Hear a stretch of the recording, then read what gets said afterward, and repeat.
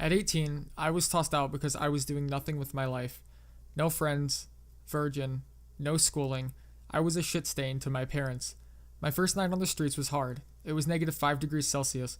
I remembered this old, boarded up house a few miles away, so I walked there, spent a good half hour kicking off some of the boards to get in, then slumped in a corner. I thought I was going to die there. The next day, I sat in there worrying. On the night, the cold crept in and I sought to stay warm. If I got sick, I was dead. I wandered around for trash bags, cardboard, anything to stay warm. I saw a blue charity bin outside an Oxfam shop unlocked. Win. I ransacked that motherfucker and ran back to my hovel with 6 bags of rags. They were very heavy, but I knew they wouldn't make the same mistake. Better to have too much than not enough. I smothered myself in the rags to stay warm, and it worked okay-ish. I more or less fell asleep on the pile. Shit felt good, and I felt that evil in me start to sprout. A few days later, my hunger was starting to kill me, so at night I lurked out again, diving into bins for half-eaten kebabs, bottles of pop, etc. It was disgusting, but it kept me alive. I lived it this way for about a month. One night, after wandering, I fell asleep on a park slide. I promised myself I would just rest my eyes. I woke up with a boot in my gut. I was being kicked, punched, and stomped by a group of 14 to 16-year-olds. I tried to run, but they chased after me. I made it into someone's back garden, and I was cornered. I grabbed the nearest thing, a broken-off rusted gate, and began violently swinging it. I managed to get 2 of them in the face. They gave up, and I collapsed. Then the owner came out screaming at me, so I stole the gate and ran back to my hovel. My midnight raid routine continued for months until I started to get really pissed off at everyone. No fucker was helping me, so I had to help myself. I started raiding residential neighborhood bins. They had to have better shit in there. More wasteful, the better. I'd leave bags torn wide open, chicken carcass or whatever I could find thrown all over the street, and this was fine for a while until I started wanting more than just mere survival. I wanted money. I started breaking into old cars. My trusty brick was my weapon of choice. Many sat-navs, phones, wallets, expensive shit fell to its power. I'd beat the fuck out of locked glove boxes to open them. Retards thought that if they locked it, I wouldn't look. Fuck me. If it was locked, I knew something good had to be in there. I pawned that shit and started saving money. Money was good. I could afford to buy pizza rather than eat filthy, stale crust out of the bins, and I kept my money in a pair of thick tights I wore on me under my jeans. Eventually, I had 1,000 quid. The pawn shops I sold my shit to ripped me off because they knew the stuff I was selling was stolen, and they needed the money to keep their mouths shut, and I didn't have to sign any form saying I used to own it. Fair enough, as long as I was getting money. With that 1,000, I made a plan. I went to the council house and bought a new birth certificate to prove my identity. Then I started sleeping in an internet cafe every night. They had nice big chairs, and at 15 quid a night, I could use the internet and sleep as much as I wanted. 10 p.m. till 8 a.m. Using the internet cafe, I started researching what I needed to do to get off the streets.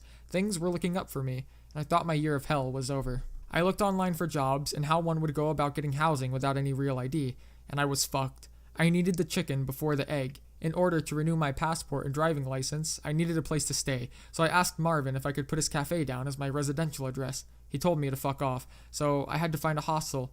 They wouldn't either, and I fucking raged. I was trapped on the streets. Without any way to prove who I was, I couldn't get anywhere. Eventually, my 1,000 turned into 100, and I was running out of cash fast, so I decided to start sleeping in my hovel and eating out of the bins again, and that was fine. My money was saved until I could figure out a way, but one night, I was having a wash in a public park toilet and I was mugged. They took my money and beat the shit out of me. All I was left with was the boxers I was wearing, and I found my jeans halfway across the park.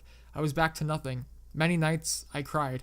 I didn't want to go back to breaking into cars and pissing people off, but I had to. So a few nights later, I did. I found another brick and broke into a brand new BMW, one with great alarms and all the bells and whistles, because I spotted a purse on the passenger seat. It was worth the risk. In the purse, I found jewelry. 150 quid, credit cards, debit cards, pictures, etc. Of course, I took the jewelry and pawned it, and I was back up to 240 quid in a single night. Rock on. I thought of a way out. It was risky, but fuck it. I was so used to stealing everything else by now. Why not pretend I lived somewhere, right? Right. I searched around for a house that was abandoned. The hovel I was living in was obviously condemned and would have sent alarm bells ringing, but this one house seemed recently vacated. A council house, obviously. Metal grills meant council. I waited until night, then I snuck around the back. To my fucking astonishment, there was a locked dog flap. It took a little more than a good kicking to get it in, but I now had a residential address. Now, I needed a passport application and driving license. I went to the post office the next day, filled out the forms. The day after that, got a passport picture done, got my doctor to countersign, and about a month later, I had 2 letters with my name and address on it and some government-approved ID. Now things were starting to look up, and I could apply for jobs. I can just about laugh about it now, but that gate kept me safe while I was asleep. I'd sleep with it next to me in the hovel. It was way too heavy to use as something like a bat, but I could carry it, and I could swing it, and it proved its use. I started applying for jobs. This was 2 years ago, during the recession. No fucker was hiring anyone with no skills. Everyone who had been laid off had already snatched up all the good jobs. I camped out at a job center for 2 hours a day, begging for a job, any job. But the way I looked, the clothes I wore, the way I smelled, I wouldn't have got a job even if I was offered one. I suppose they saw that too. I needed to clean myself up, but how could I? Endless fucking challenges. Nobody's going to leave a suit, shower, and razor set in their car, and breaking into houses was out of the question. With around 90 quid left spent from getting my ID, yes, it is that expensive, I took a chance, went to Primark, bought my shit. 2 sets of casual clothes and a suit, bringing me down to 30 quid. Went to a local swimming baths, snuck into the changing room, took a shower, stole a jacket from someone who had left it on the coat hooks on the way out. That night, I went to 24-hour Asda, bought a shaving kit and scissors, shaved in the bathroom, and cut my hair before getting swiftly kicked out. I looked semi-presentable, and lo and behold, the job center started giving me the time of day, and finally, I started getting somewhere. There was an opening for an IT temp. No quals necessary. I fucking jumped at it. The company was small, but it looked promising. Very fucking promising. I was wrong. Despite knowing my shit, I was looked down upon. It was obvious I was street shit. However, there was one girl who kind of looked past it, and at lunch, she started talking to me. She was Polish, didn't speak English very well at all, but even though I smelled like sweat and shit, she tried to make conversation. Unfortunately, my time on the streets had turned me fucking nuts. I didn't trust people, and I hated everyone, and I knew she was only talking to me out of some sense of obligation. She didn't actually like me. One day, after work, I started walking home, and she asked me where I lived. I didn't tell her. I said it was none of her business. She looked at me point blank and said, "You're a tramp, aren't you? It's obvious. The way you look, smell, act, it's written all over your face." And I started crying in the street. And I'm not talking weeps. I cracked and let it all out, slumped down next to a wall, and she just stood there, looking at me. When I let up, she said, "I'll take you for something to eat, but only if you promise to tell me everything. I can help you." Fine. She didn't say it in that grade of English, but give her a break. She's fucking Polish. I don't speak a word of Pole, and for once in a year and a half, I reached out for help. Real help. She took me to fucking Papa John's, bought me a huge cheese pizza, and I spilled everything. Where I was, what I was doing, the stealing, the struggling, the muggings, the beatings, everything. And then she said something I'd fucking wanted someone to say to me for a long time. "It's going to be okay. I'm going to help you." I didn't care if people were staring. I sat and silently wept as she told me what she could do, what I could do, places I could visit for housing, benefits I was entitled to, etc. It was amazing. Over the next few weeks, she brought in forms for me to sign. They were tenancy papers, and every night after work, we would go to the same pizza place and sign forms. She would talk me through processes. She told me how my squatting would eventually land me in deep shit and asked if I had anywhere else to stay. A real address. I told her I didn't, and she just said, "Oh, that's bad." I never expected her to be able to help with that, and I thought we hit a dead end again. She said she would find a way around it, and a week later, sitting at that pizza place, I was filling out an income support form. She said these exact words: "I fill in addresses, you will stay at my. You will work. No free ride, and you not stay forever. This is just helping." I looked up, and I swear, if I never thought it would have been a deal breaker, I would have jumped across that table and squeezed her until her eyes popped out. I would scrub her floors with a toothbrush if it meant actually being able to sleep, lying down in a safe, warm place again. Things were moving along great. At the end of the month and a half, I was paid. 100 went to her for rent, and I was told to buy my own toiletries, clothes, and food with the rest. Things were looking up in a major way for me. The first night, I met her near our workplace. All of my things being the clothes I wore, the documents and passports in my jeans pockets, and we waited for her bus. She started laying down all the ground rules. No dirty, no leaving, no complaint. You do as I say, you eat what I eat, you wash when I tell you, etc., etc. All more than agreeable. She seemed like she was having doubts about me. Understandable. She had known me for less than 2 months. Her good nature was the only thing keeping her from backing out, and there was no fucking way I was crossing her. Not after all she had done for me. I listened intently and mentally noted all of her conditions. To me, I was amazed. I was actually there. I felt warmth in me I had not felt for ages. She showed me into her living room, and there was a cot made out for me. She said, "This is where you sleep. This is where you live." It had a thin mattress, a sheet, a duvet, and a pillow. It was old, obviously predating her moving in, probably found in the heating cupboard, but to me, it was as good as a fucking emperor-sized bed with a foam mattress with Egyptian cotton sheets. It was amazing. You'd think it too if you were sleeping in piles of dirty, raggy clothes for over a year. I stood, staring at her, trying to hold back my tears. She said, "This is home for you now. Only for a little while. Welcome home." I was so happy I started crying. My smile was genuine, from ear to ear. I went to hug her, but I stopped myself. I didn't want to threaten her. She smiled and extended her arms, and for the first time in a long time, I had a nice, long, comforting hug. I'm crying right now, just remembering that moment. It was amazing. She went into her bedroom and threw a bag at me. Inside, it had 3 towels, 5 sets of socks and boxers, 3 sets of bedclothes, and some shower gel. She said to me, "This is start. You give me your bag, you wash really well, clean shower after. I sort out bag while you wash." And while I washed, she went through my things and picked out things I could use and threw the rest. When I came out of the shower in my new things, she smiled and said, "Ha, it's a good start. We sleep now. You do not come out of room." She waited until I was in bed, turned off the light, and closed the door, and I cried myself tears of happiness until I fell asleep. My forms came back. I was officially on the housing list, and every day for a long time things went smoothly. Wake, shower, eat, work, chores, eat, bed. Over the week, she started on reintegrating me, took me for a haircut, helped me get things like clothes, taught me some of her cooking, taught me how to pay bills, took me for a new bank account. I was getting paid in pay mandate slips that I could take to the company's bank beforehand, and started making me feel like a person again. At home, before bed, we would sit, watch TV, talk about things. I learned a lot about her life and friends back in Poland, why she was in Britain. Pay in Poland is crap, and even with the British cost of living, she was sending home more than she could spare when she lived in Poland each month. And every day, I told her how grateful I was to her. Slowly, I started getting privileges, like her trusting me to watch TV while she went to bed, being able to go to the toilet at night, being able to go shopping and come back.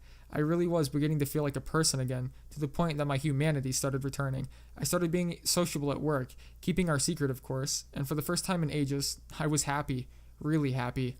Skip ahead 4 months. She completely trusted me, and I'd never do anything to harm her. In fact, I became very protective over her. She was a goddess to me, something to be guarded. She was the only friend I had in the world. Of course I'd be like that. Then she started doing little things I look back on now and I see as signs. Before I was completely oblivious, she would rest her head on me when we watched movies late at night, share food from her plate, steal things off mine, wear my clothes to bed and act like they were hers, were all dirty and say she liked mine better because they were baggy. It was November at this point. One night, she said, "We need tea, milk, butter, bread. Can you go?" And as always, I'd grab my wallet and head for the door, walk to the supermarket a few blocks away, collect up what we needed, and when I came back, the cot was folded away. I looked, and it was gone. She looked at me and smiled and said, "It costs too much to keep warm at night alone. We can try tonight, sleep in my bed. I think you will be good." Dumbfounded, I nodded, took a shower, put my bedclothes on, and we got into bed. I couldn't sleep a wink. This was, whoa, to me, completely unbelievable. Remember, I'd never even been in bed with a girl before. I didn't know what the hell to do, but I knew one wrong move and I'd be out on my ass straight back to square one, so I just laid there. Then she started talking. Word for word, she said this: "Hard to think months ago you were Tramp. You are such a gentleman now. You make a good start. You work hard. And now you are in my bed, and I like it. You do good when you try." I said, "Well, I owe it all to you. Everything. If it wasn't for you, I know where I'd be right now. Sleeping in filth. Yeah. You are a real man. You try hard to be better. Filth is for pigs. Thanks for everything. I really mean it. If you mean it, you let me do this. You do nothing, okay?" She took my arm and slowly rolled me round to face her, then came in close and snuggled up to me. Then she took my other arm and folded it over her. She said, "Stay like this." I really couldn't have moved if I tried. I was happy and petrified at the same time. My heart was going a mile a minute. She caught on and said, "Shh, we are keeping warm. Go to sleep." She fell asleep first, and after lying there, mine completely blanked for hours. I did too. Sharing her bed became standard from then on, and after a week of her training me to hold on to her while she slept, it became normal to me. Normal, but something I looked forward to every night. Of course, I'd sometimes think of sex, but I knew where I was. She called the shots. I knew not to cross her, and I was adamant on never pissing her off. My money was saving up quite well in the bank, and before I knew it, I was almost normal. Now we reached Christmas, and I thought of an excellent present to get her. I knew she wouldn't be expecting it. She mentioned it once. One thing she loved. I rushed out a week before Christmas to get it, and hid it in my locker at work. Christmas Eve, we drank Bailey's. Her parents and friends had sent her presents from Poland, and she was like a 10-year-old, waiting for 12:minutes, using her "I get to open one now and the rest tomorrow" clause. We watched The Scrooge on TV, talked, drank responsibly. No one was drunk. One glass of Bailey's an hour would hardly stun a horse, and as soon as it hit 01, she jumped up and said, "Yes, now I get to open one," and she began surveying her presents. Before she picked any up, I said, I have one for you. I hope you don't mind. I just wanted to show my appreciation for all that you've done. She looked at me with rabid excitedness. I pulled it out from behind the TV and handed it to her. She looked at me with a face beaming with excitement. I said, open it if you want to. She tore off the wrapping to reveal a brand new Yamaha saxophone. She said to me once it was her favorite thing to do in school and she got really good, but she couldn't afford one, so she had to quit at 18. She was only 22 now. I thought she would still love it. She was always sending every spare penny home, so she would never get one herself. She stared at it, loud an excited utterance like an ah. She held it for a second, put it back into its case, and jumped at me. She wrestled me onto the sofa, pinned me down, and wrapped her arms around me and screamed, thank you. How did you know? It's amazing. I love it. Thank you so much. I said, you have no idea how important you are to me. I'd still be in the gutter if it wasn't for you. This is nothing compared to how much I owe you. I'm just glad you like it. She looked down at me and said, you really mean what you say, don't you? Sincerely, I nodded. Close your eyes for a second. I stared at her for a second, not knowing where she was going with this. She said it again, close your eyes. I did, and she kissed me so deeply and passionately. She never broke it for ages, running her fingers up my arm and resting them on my palms. She continued, obviously loving every second of it. I kept my eyes closed and enjoyed every second until she pulled away. I opened my eyes. No sooner did I open them, she tugged me up and led me to her bedroom. I was thrown onto the bed, and that night, I had sex for the first time. For the most of it, I was completely clueless and lost, not knowing what to do, but I loved every second of it. Afterwards, we did it 4 more times. It was very early in the morning before we were both too exhausted to carry on. As she rolled off of me and curled herself around, I said, in case you didn't hear it the first 100 times, you're amazing. She giggled and wrapped herself around me as I got between the sheets. As she put her arms around me, I said, I'm glad you like the sax. She said, I got more than the sax, which I love. Thank you. You were a virgin before tonight, I remember you saying? I looked over and nodded. That was actually my first kiss on the couch, too. She awed and squeezed me tightly before letting out an, oh! She switched on her nightstand light. I got you a present, too. Would you like it? I smiled and nodded. Nothing could compare to what I just had, but all the same, I was thrilled. She got me something as well. I wasn't expecting anything, and she pulled out a little box with a bow tie on it. She took my hand and placed it in my palm. I pulled the bow and opened the box. There was a key inside, and a little note. It simply read, stay here with me. I wrapped my arms around her and squeezed tightly. Of course I wanted to stay. She knew exactly what to get me. I was thrilled. After a little more making out, we fell asleep. I woke up the next day to the sweet sound of sax coming from the living room. I assessed my nakedness and the clothes thrown around the room. Last night really happened. I'm here to stay. She likes me. I like her. This is the best Christmas ever. I love my life.